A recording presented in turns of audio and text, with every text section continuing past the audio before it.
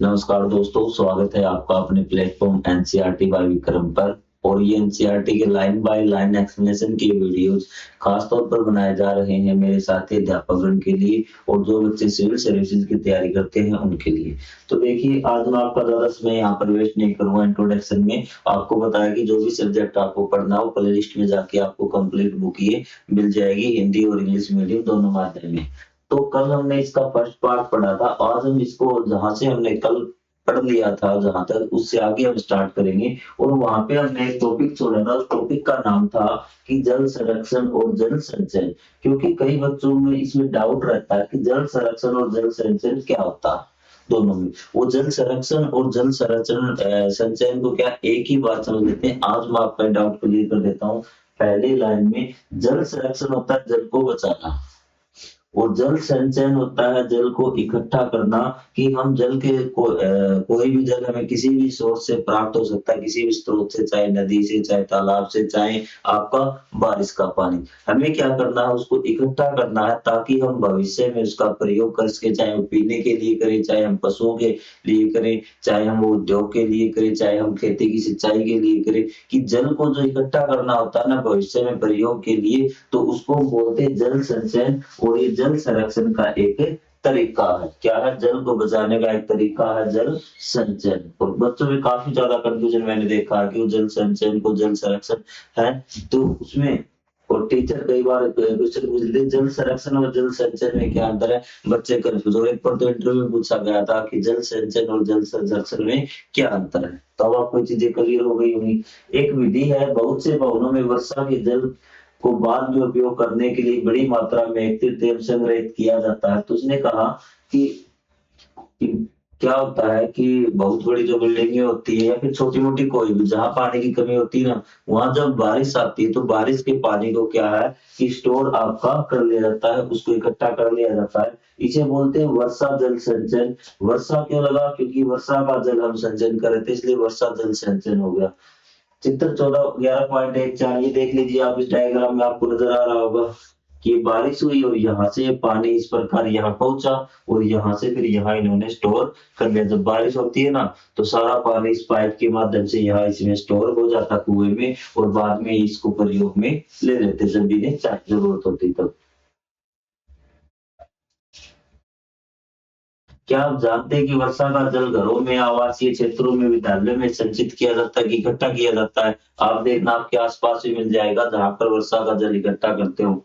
भारत में वर्षा जल संचयन की यह परंपरा सदियों से चली आ रही है। इसने कहा कि ये नई नहीं है, जल इकट्ठा करने की जो टेक्निक है, ये भारत में तो हमेशा से ही वर्षा का जल है वो इकट्ठा करते आ रहे हैं। उदाहरण के लिए राजस्थान एवं गुजरात में पानी की कमी के कारण जल संचयन के लिए बावड़ी एवं बाव बनवाए गए। तो उसने कहा कि जब राजस्थान और गुजरात में पानी की कमी रहती थी, तो वहाँ पहले जो 100 साल 200 सालों पहले, मतलब सदियों पहले, वहाँ बावड़ियां बनवाएगी। बावड़ियां क्या होती है कि जिसमें आपका बारिश का पानी इकट्ठा किया जाता है। एक बार आप डायग्राम में देख लें, फिर हम इसके बारे में बात करेंगे डिटेल से। ये आपकी बावड़ी है, ठीक है। और इनकी मेन एक और खास बात मैं आपको बता देता हूँ कि जो आसपास यहाँ नदियां निकलती थी ना, तो उनसे भी क्या है इनका कनेक्शन था। उसमें से आपको नालियां बना के लाई गई थी ताकि बारिश न हो तो भी इनमें पानी रहे। नदियों में पानी आएगा वो आ जाए, किसी तालाब में पानी है वो पानी के द्वारा, नालियां ना ये आपकी कनेक्ट हुई है ताकि पानी इनमें हमेशा रहे। ठीक है। जब बिल्कुल ही सूखा हो जाएगा, तालाब भी सूख जाएंगे, नदियां भी सूख जाएंगी, तब ये सूखेंगी। अदरवाइज इनको पानी जरूर प्राप्त होता था। इस प्रकार से इनमें पानी इकट्ठा करते थे। बारिश होती थी तो आसपास के इलाके का पानी था वो इसमें आके स्टोर हो जाता था ना। जो आपको खाइयां बनाई गई थी, जैसे आप पंप लाइन डालते हैं ना, वैसे ही भी, ठीक है। इसमें न केवल देखो बावड़ी में जल संचयन की एक अनूठी व्यवस्था। इसमें न केवल वर्षा का जल बल्कि आसपास की झीलों, तालाबों और नदियों से रिसने वाला जल भी संचित होता। आपको बता दें उसमें जो निकलता था ना, तो वो क्या था, खाइयों के माध्यम से बावड़ियों में आ जाता था। इस हेतु धरती में लंबे गहरे गड्ढों के अंदर खाइयां दीवारों के पत्थर के टुकड़ों से इस प्रकार बनी होती जिससे इन खाइयों में जल का रिसाव हो सके भी। ठीक है। आपको बता दिया गया कि जो था ना आपका, इस हेतु धरती में लंबे गहरे गड्ढों के अंदर की दीवारें की पत्थरों के टुकड़ों से इस प्रकार बनी, जो उसकी दीवार थी ना पत्थर के टुकड़ों से इस प्रकार उसको बना देते थे कि पानी का रिसाव उसके अंदर हो जाए। वो आपकी अद्भुत टेक्निक थी। जिससे इन खाइयों में जल का रिसाव उसके आप जल संचयन की इन पारंपरिक पद्धतियों को अपने आसपास खोजें कि आपको कोई ना कोई आपके गांव में शहर में पुरानी चीज मिलेगी जहां जल इकट्ठा करते होंगे या फिर और कोई आपको विधि जरूर मिलेगी। अपने पेरेंट्स और टीचर से जरूर बात करेंगे इस बारे में। आप और अधिक जानने के लिए अपने शिक्षकों और अभिभावकों से बातचीत करें। ये देखो एक बावड़ी का डायग्राम दिया गया है, उसका कई बार स्थान पूछ लेता है। ये बावड़ी है तुर्जी का झांझरा, जोधपुर राजस्थान, ये आप ध्यान रखना है। ठीक है, तुर्जी का झांझरा क्या है, ये आपकी एक बावड़ी है। तो अब हम बात करेंगे कि एक जल दिवस मनाया जाता है 22 मार्च को। कब? ये देखिए कि प्रत्येक वर्ष 22 मार्च को विश्व जल दिवस मनाया जाता है। इसका क्या महत्व? देखिए, चाहे आपका बालिका दिवस हो, जल दिवस हो, धरती दिवस है, इसका मतलब है कि उसके प्रति हमें ध्यान देने की जरूरत है। तो 22 मार्च को बनाया जाता है, इसलिए मनाया जाता है ताकि हम जल के प्रति जागरूक हो सके, लोगों को बता सके कि एक दिन स्पेशल आता है ना जल दिवस 22 मार्च को।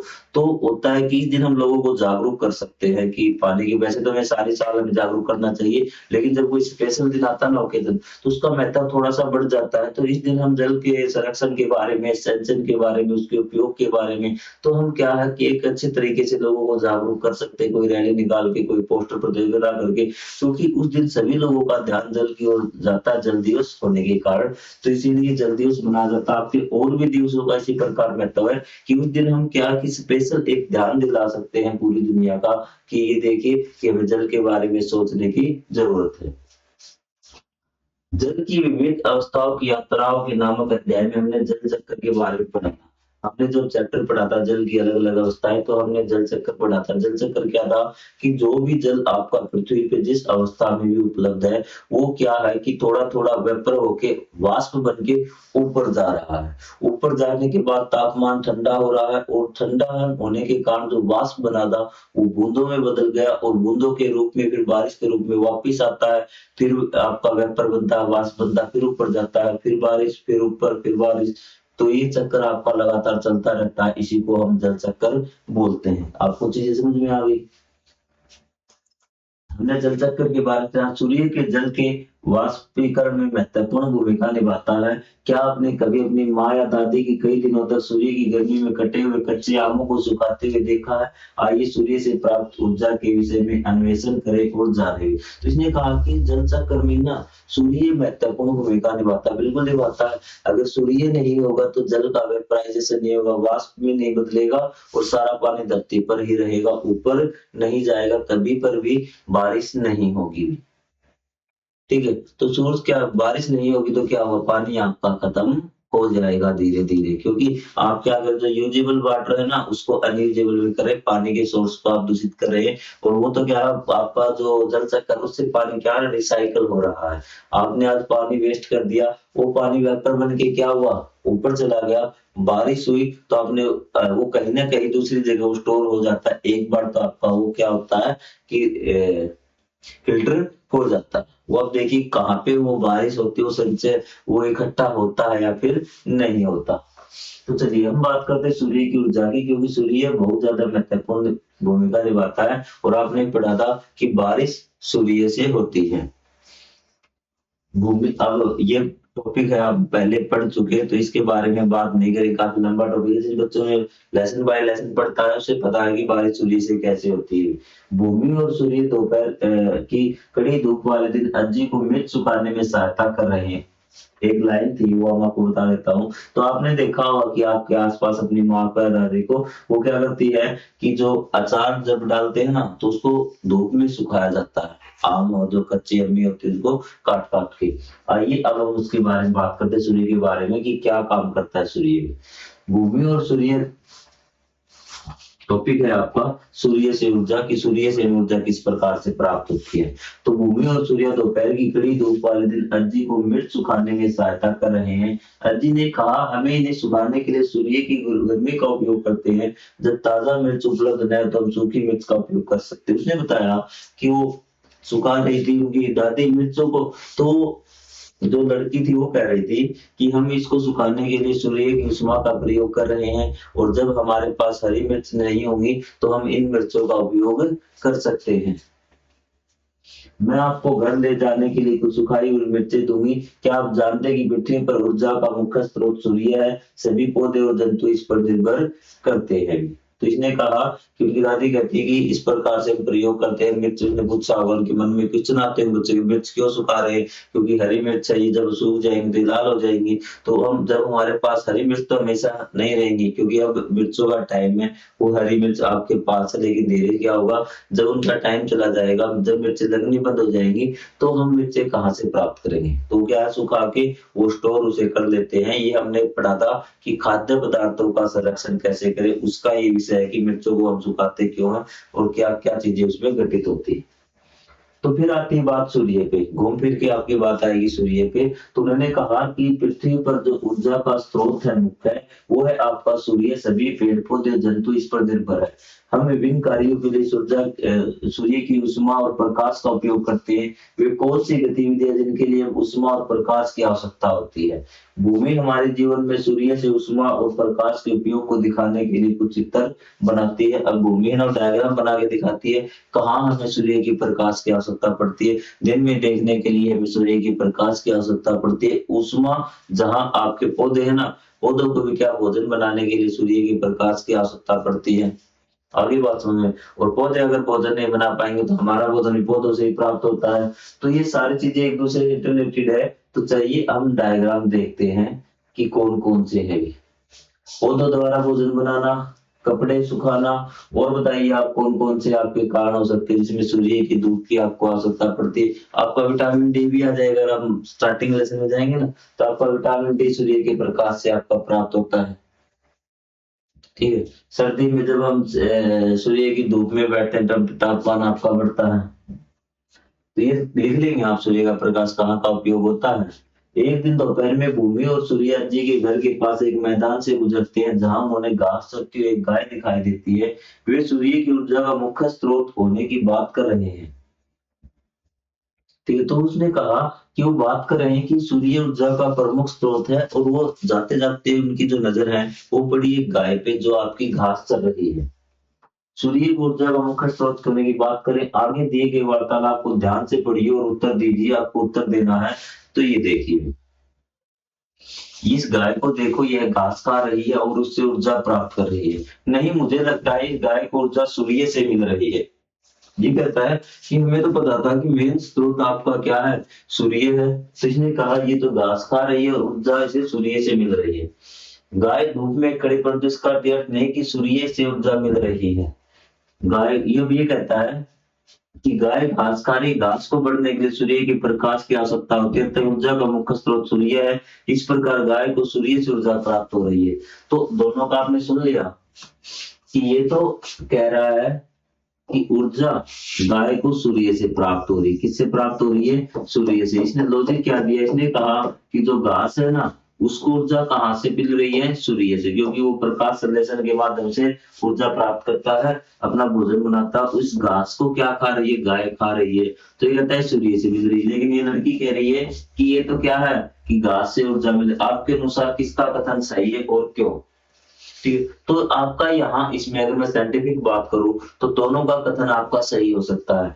कि अगर मैं डायरेक्ट बात करूं तो गाय है ना, वो डायरेक्ट प्रत्यक्ष रूप से ऊर्जा किससे ले रही है? घास से ले रही है। ठीक है। लेकिन इनडायरेक्टली अगर आप देखें, अप्रत्यक्ष रूप से उसको ऊर्जा सूर्य से ही मिल रही है। क्या आपको ये चीज समझ में आई? प्रत्यक्ष और अप्रत्यक्ष का हम जिक्र करेंगे, तब क्या होगा, प्रत्यक्ष रूप से आपका हो जाएगा घास से, और अप्रत्यक्ष रूप से वो सूर्य से प्राप्त कर रही है। जैसे मैं कहूँ कि इसको जब आप एक दूसरे को पेन देते हैं ना, किसी को डायरेक्ट पेन पकड़ा दिया तो प्रत्यक्ष रूप से आपने उससे लिया, और इनडायरेक्ट की कहते हैं उसको देना भी ये चीज, तो इनडायरेक्ट आपका हो गया अप्रत्यक्ष रूप से। तो चलिए इसके बारे में थोड़ी सी डिस्कशन कर लेते हैं। सूर्य का प्रकाश पौधों को भोजन तैयार करने में सहायता प्रदान करता है। सूर्य पृथ्वी पर सभी जीवों को उष्मा और गर्मी प्रदान करता है। यह ऊर्जा का मुख्य स्रोत है। ये हमने पढ़ लिया। ठीक है। भारत में अनेक परिवारों के सूर्य के प्रति कृतज्ञता व्यक्त करने के लिए सुबह सुबह सूर्य को जल अर्पित किया जाता है। उसने कहा कि आपने कई भारतीय जो आपकी पारंपरिक रिवाज उसमें क्या है, सूर्य को जल अर्पण करते हैं सूर्य देव की शांति के लिए। कि सारा दिन वो कहता है कि आपका जलता रहता है, गर्म रहता है तो उसको क्या मिले, थोड़ी सी ठंडक मिले, ये आपका माना जाता है भारतीय गणितों के अनुसार। क्या आपने छतों, विद्युत खंभे के ऊपर या ट्रैफिक सिग्नल के ऊपर सौर पैनल देखे? अब आपने जरूर देखे होंगे ये भी, सोलर लाइट है, क्योंकि पहले के जमाने में तो नहीं थी। अब आपकी पिछले 4-5 सालों से बहुत ज्यादा सोलर पैनल ये आपके हो गए हैं जो सूर्य की लाइट से। ये आपके विद्युत के खंभों पर ऊपर जहाँ लाइट लगी होती है, तो आपके स्कूल में भी आपका मिल जाएगा, आपको कहीं पे आसपास खंभों पे मिल जाएंगे। सोलर पैनल, देखिए सोलर पैनल सौर ऊर्जा विकसित करके विद्युत ऊर्जा उत्पादन करते हैं। ये क्या करते हैं, आपकी जो सौर ऊर्जा होती है ना, उसको इकट्ठा करके किसमें करते हैं, वो विद्युत में आपका बदल देते हैं, बिजली में बदल देते हैं। सूर्य से प्राप्त ऊर्जा का उपयोग सोलर कुकर में खाना बनाने, सौर जल ऊष्मक में जल को गर्म करने के लिए किया जाता है। कि आपका इसका उपयोग आपका खाना बनाने में भी किया जाता है सोलर कुकर का, और आपका जल को गर्म करने में भी किया जाता है सौर जल ऊष्मक, मतलब कि सौर ऊर्जा से आपको जल को गर्म करना है। ये क्या होगा यदि कुछ दिनों तक दिखाई न दे, सूर्य अगर दिखाई न दे तो क्या होगा भाई? हमें दिन के समय भी कृत्रिम प्रकाश पर निर्भर रहना पड़ सकता है। कि आपको क्या है कि दिन के समय क्या है कि कृत्रिम प्रकाश, मतलब जैसे रात को लाइट जलाते हैं ना, तो वैसे भी हमें क्या दिन के समय भी लाइट जलानी पड़ सकती है। ठीक है, आपके पेड़ पौधे सूखने लगेंगे क्योंकि उनको भोजन नहीं बनेगा, सूर्य का प्रकाश नहीं होगा तो भोजन कैसे बनेगा पेड़ पौधों का। ठीक है, और जो आपका तापमान है वो क्या होने लगेगा, ठंडा होने लगेगा, क्योंकि धीरे धीरे सारी चीजें, क्योंकि मान लो जब आपकी सुबह होती ना तो मौसम ठंडा होता है, लेकिन जब सूर्य निकलता है फिर उसको दोबारा से गर्म करता है। लेकिन जब सूर्य नहीं होगा तो ठंडा ठंडा ठंडा होते होते बहुत ज्यादा माइनस में चला जाएगा। ठीक है, जब तक सूर्य नहीं निकलेगा तब तक शायद आप ही नहीं रहोगे, मतलब अगर सूर्य नहीं होगा तो धरती पर जीवन भी नहीं होगा। सूर्य के बिना पृथ्वी पर जीवन की कल्पना नहीं की जा सकती। पृथ्वी पर ही सूर्य का ऊर्जा का मुख्य स्रोत है। पौधे सूर्य से प्राप्त ऊर्जा द्वारा भोजन बनाते हैं। विभिन्न जीव जंतु पौधों को खाते हैं और विकसित होते हैं। हम पौधों और जीव जंतु दोनों से भोजन प्राप्त करते हैं। इसने कहा कि पृथ्वी के बिना सूर्य के बिना जीवन आपका पॉसिबल नहीं पृथ्वी पे, क्योंकि जो आपके पौधे हैं वो आपके सूर्य के प्रकाश पे डिपेंड है, और पौधे हैं वो सूर्य के प्रकाश पे डिपेंड है, और हम पौधों पे डिपेंड हैं, और जानवर, हम भी और जानवर भी। अगर पौधे नहीं, अगर सूर्य नहीं होगा तो पौधे नहीं होंगे, पौधे नहीं होंगे तो कोई भी जानवर नहीं होगा, और कोई भी जानवर और पेड़ पौधे नहीं होंगे तो मानव भी नहीं होगा, क्योंकि वो एक दूसरे से डिपेंड करते हैं। पृथ्वी पर यह चक्कर सूर्य के कारण ही संभव है। जो जीवन चक्कर है वो हम सभी ऊर्जा के मुख्य स्रोत सूर्य पर निर्भर करते हैं। विविध प्रकार के पौधे और जीव जंतु कहाँ पाए जाते हैं, आइए खोजिए भी कि अलग अलग प्रकार के पेड़, आपके जीव जंतु और ये है ना आपके पौधे कहाँ पाए जाते हैं उसकी बात करेंगे। हम वन की बात करते हैं, किसकी बात करते हैं, वन की बात करते हैं। तो एक सुबह अंजी शहर के लिए भूमि और ऊर्जा सूर्या को जंगल में ले जाती है। उसने कहा कि चलिए अब हम कहाँ चलते हैं, एक वन में चलते हैं, एक जंगल में चलते हैं। वहां उन्हें विभिन्न प्रकार के पौधे हैं, झाड़ियां हैं, वृक्ष मिलते हैं। अज्जी बताते हैं कि वन विभिन्न प्रकार के पौधों की सघन वृद्धि वाले बड़े क्षेत्र होते हैं। उसने कहा कि जो वन है ना वो क्या होते हैं, कई बार वन की डेफिनेशन पूछ लेता है कि विभिन्न प्रकार के पौधे होते हैं। ठीक है, और सघन मतलब जहाँ पे थोड़ी सी उनकी मात्रा क्या हो, ज्यादा हो। सघन वृद्धि वाले बड़े क्षेत्र होते हैं। रास्ते में भी भूमि पर गिरे हुए कुछ नेलिकाएं, नेलिकाई है ना वो आपका कन्नड़ भाषा में आंवले को कहा जाता है। उसकी जो लकड़ियां वो इकट्ठी करते हैं। अज्जी उन्हें बताती है कि हमारे, ये देखिए वन का आपको फोटो देख रहा है कि बच्चे आपके लकड़ी इकट्ठा कर रहे हैं, तो इसमें तो आपको किसी प्रकार का कोई डाउट नहीं होना चाहिए। तो वनों से हम क्या क्या प्राप्त करते हैं उन चीजों के बारे में हम पढ़ेंगे भी। कहता है कि गांव में पेड़ों से फल न तोड़ने की परंपरा है। उन्हें पशु और पक्षियों के खाने के लिए छोड़ दिया जाता है कि हम फल न खाएं खुद, तो उन्हें पशु और पक्षियों के लिए छोड़ दिया जाता है। आप अपने मित्रों से चर्चा करो, कम से कम 5 ऐसे उत्पादों की एक सूची बनाएं जिन्हें हम वनों से प्राप्त करते हैं। क्या क्या चीजें हमें वनों से प्राप्त होती है, ये आपको तीसरी कक्षा से पढ़ाया जाता है। अब मत पूछना कि कौन सी ऐसी वो चीजें हैं। तो पहली लाइन देख लो, किसने कहा कि कई गांव में, कई क्षेत्रों में ऐसी परंपरा होती है कि जो फल लगते हैं ना तो उन फलों को गांव वाले नहीं तोड़ते, क्योंकि उन फलों को पक्षी और पशुओं के लिए छोड़ दिया जाता है, ताकि अगर वो उन्होंने तोड़ दिए घर पे रख लिए तो जो पशु पक्षी हो बेचारे क्या खाएंगे। तो ये आपका जीवों के प्रति दयालुता को दर्शाता है। गाँव में ये आपका हो गया, ये चर्चा करें आपके 5 आप वनों के उपयोग लिख लेंगे। पक्षी और कीटों की सहित कई जंगली जंतुओं के लिए वन एक प्राकृतिक आवास भी है। देखिए, एक आपका मैं उपयोग आपको बता ही देता हूँ साथ साथ। आपके लिए तो लकड़ियां प्राप्त होती है, औषधियां प्राप्त होती हैं, 2 चीज आपके लिए हो गई, आप फल प्राप्त कर सकते हैं, 3 चीज हो गई, ठीक है। ऐसे करके बहुत सारे तो जो मेन है ना, वो आपको बता दूंगा कि पक्षियों जो मोस्ट इंपोर्टेंट है, अगर आप लिखेंगे तो काफी ज्यादा आपका बेहतरीन आंसर रहेगा कि वनों के उपयोग के बारे में हम लिख सकते हैं, लकड़ियां प्राप्त करते हैं, औषधियां प्राप्त करते हैं, फल प्राप्त करते हैं, फूल प्राप्त कर सकते हैं, ऐसी चीजें। लेकिन आप जब उसको बेहतरीन तरीके से लिखते हैं ना, वास्तव में इसके उपयोग क्या होते हैं, आप बड़े बच्चे हो चुके हैं तो हम देखिए, ये क्या करते हैं, पेड़ों से पक्षियों और कीटों सहित कई जंगली जंतुओं के लिए प्राकृतिक आवास मिलता है। वन उन्हें भोजन और आश्रय भी प्रदान करता है। प्रकृति में प्रत्येक जीव उत्तरजीविता के लिए, उत्तरजीविता क्या होता है कि जिससे वो जीवित रह सके भी, ठीक है। उत्तरजीविता क्या होता है कि जिस पर वो कंडीशंस जिसके आधार पे वो जीवित रहे। उसने कहा कि जीवित रहने वाली जो चीजें है ना, उनके लिए क्या करता है कि वो अन्य जीवों पर निर्भर रहता है। जीवों में विविधता प्रत्येक जीवित प्राणी के लिए एक भोजन सुनिश्चित करती है। उसने कहा कि जो जीवों में विविधता ना, बातों को समझना भी, जो जीवों में विविधता है वो क्या करती है, प्रत्येक जीव के लिए भोजन का प्रबंध करती है। ये देखिए, अगर ये सारी हिरण ही होती भी, बात एनसीईआरटी के गौर से सुनना, अगर सारी हिरण ही होती तो घास खाते, ठीक है। तो क्या होता है, एक दिन घास समाप्त हो जाता और हिरण भी समाप्त हो जाती। अब देखिए कैसे प्रबंध कर रखा है कि आपकी घास है, आपकी अलग हो गई, फिर आपकी हिरण आ गई, हिरण के बाद क्या आ गया, शेर आ गया। आपको आई बात समझ में कि आपका विविध हो गए 2 प्राणी, शेर और हिरण, तो उनका खाने का प्रबंध हो गया ना। जैसे बिल्ली और चूहा है आपका, कि चूहे को बिल्ली खा जाती, विविधता के कारण एक दूसरे के भोजन की व्यवस्था हुई है।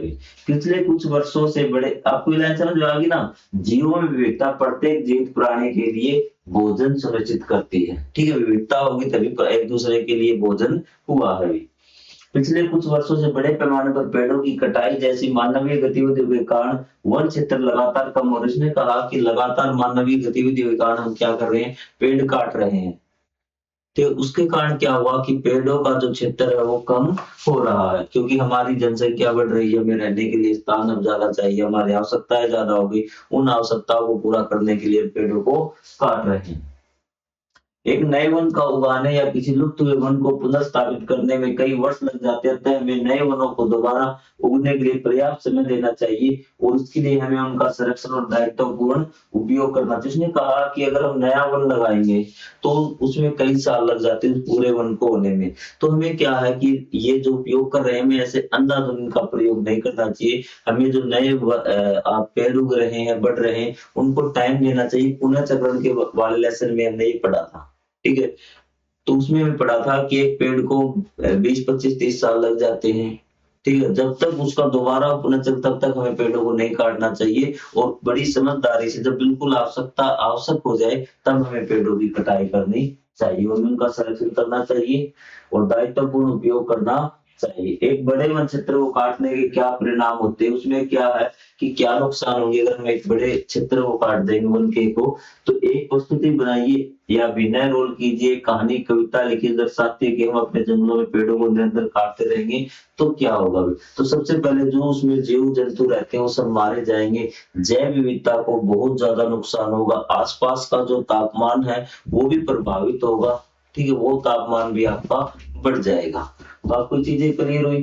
वन महोत्सव पूरे देश में जुलाई महीने में मनाया जाता है। यह 1 सप्ताह चलने वाला कार्यक्रम है। इस उत्सव के दौरान नए पौधे और पेड़ लगाए जाते हैं। वनों का सम्मान करने के लिए जागरूकता पैदा की जाती है कि वन महोत्सव आपके भारत में मनाया जाता है जुलाई के महीने में। और इसमें जो सरकार है, आपकी जो भी एजेंसीज होती है, जो एनजीओ होते हैं, जो सामाजिक संगठन होते हैं, जो लोगों की भलाई करते हैं, तो उसमें क्या है कि मैंने आपको जैसे आपको जल दिवस बताया था ना, कि ये सिर्फ क्या होता है, एक स्पेशल दिन ओकेजन तैयार कर लिया जिसमें पेड़ों की ओर ध्यान देते हैं, सॉरी जल की ओर ध्यान देते। उसी प्रकार जो वन महोत्सव है ना, तो वो भी इसी प्रकार के पेड़ों के बारे में ध्यान देंगे। तो इस समय जो सरकार सब पेड़ों के बारे में लोगों को जागरूक करती है और क्या करती है, उनको पेड़ लगाने के लिए कहता है। और जो आपका ये आपको वन महोत्सव है आपका 1 हफ्ता चलता है और 1 हफ्ता में सरकार के द्वारा और बहुत सारे लोगों को जागरूक किया जाता है, उनको पेड़ लगाने के लिए उनको प्रेरणा दी जाती है और बहुत सारे पेड़ लगाए जाते हैं। भारत में प्राचीन काल से वनों को आदर, रक्षण और संरक्षण करने की परंपरा रही है। पवित्र उपवनों के बारे में आप पहले ही सजीव जगत में विविधता पढ़ चुके हैं कि पवित्र उपवन होते थे, उसमें क्या होता था कि किसी प्रकार के पेड़ काटना, जानवरों का शिकार करना, फल तोड़ना मना होते थे ताकि उनकी रक्षा हो सके। पाठ में पढ़ चुके पेड़ों की कटाई को रोकने और इस प्रकार वनों को बचाने के लिए सामान्य लोगों द्वारा कई प्रयास किए गए। प्रसिद्ध चिपको आंदोलन एक ऐसा ही था। चिपको आंदोलन के बारे में पढ़ा था कि वहां कोई प्रोजेक्ट लगने वाला था, लोग तो वो जब अधिकारी वो काटने के लिए आए तो लोग क्या हुआ कि पेड़ों से चिपक गए। उसने कहा पहले हमें काटिए, बाद में फिर पेड़ों को काट दीजिए। तो इसको नाम दिया गया था, पेड़ बचाने के लिए आंदोलन होता, इसको नाम दिया गया था चिपको आंदोलन।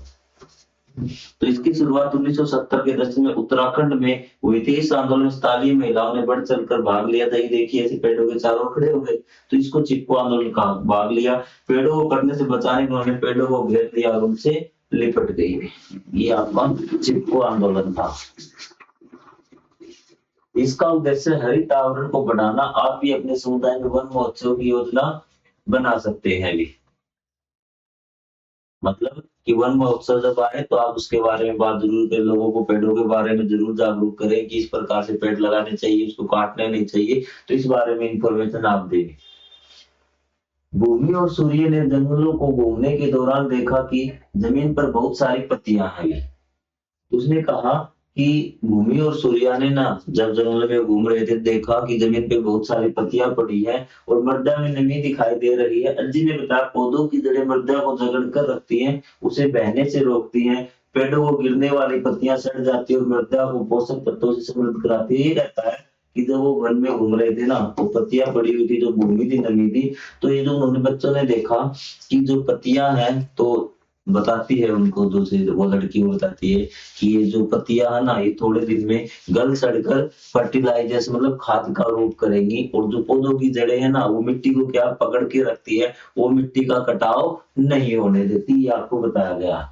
ये देखो पौधों की जड़ें मिट्टी को जकड़ कर रखती हैं, उसे बहने से रोकती है, मतलब उसके कटाव को रोकती है। पेड़ों से गिरने वाली पत्तियां सड़ जाती है और मृदा के पोषक तत्वों को समृद्ध करती है, ताकि उसमें पोषक तत्व बन जाते हैं। जब पत्तियां गल सकती है ना तो उसे पोषक तत्व बन जाते हैं, तो खाद का रूप ले लेती है। ठीक है, जिससे कि मिट्टी को पोषक जो मिट्टी है आपकी उपजाऊ हो जाती है। इस मृदा का उपयोग नए पौधे और पेड़ों को उगाने के लिए किया जाता है। प्रकृति में यह पुनर्चक्रण का एक उदाहरण है। आइए हम मृदा को और अधिक विस्तार से जांच कर। इसने कहा ये पुनर्चक्रण हो गया। अभी जो आपका पेड़ पौधा है, देखिए ये आपका पेड़ पौधा, ये आपका टूट गया, टूट के मिट्टी में मिल जाएगा तो ये मिट्टी क्या हो जाएगी, उपजाऊ हो जाएगी। उपजाऊ होने के बाद इसमें फिर इसका कोई बीज वाला पढ़ा था ना हमने कि ऑटोमेटिक बीज, ये पौधा तब सूखेगा जब इसका बीज बन जाएगा। लाइफ अगर ये आपने पूरी कर लेगा तो ठीक है, तो यहाँ से नया पौधा उगेगा और फिर धीरे धीरे क्या हो जाएगा, बड़ा हो जाएगा और इस प्रकार ये फिर बीज बनाएगा, फिर ये सूख जाएगा, मिट्टी मिल जाएगा। तो ये चक्र लगातार चलता रहेगा। आपको आगे बात समझ में। अब हम बात करेंगे आगे मृदा, चट्टानें और खनिज। इसकी हम बात करेंगे हमारे अगले पार्ट में, क्योंकि आज के लिए इतना ही काफी है। और आप एक दिन में एक पार्ट पढ़ें, 2 पार्ट पढ़ें, और कोई भी आपका डाउट है तो उसके लिए आप कमेंट करें। तो मिलेंगे हम अगले पार्ट में, तब तक के लिए जय हिंद, जय Bharat, thank you very much.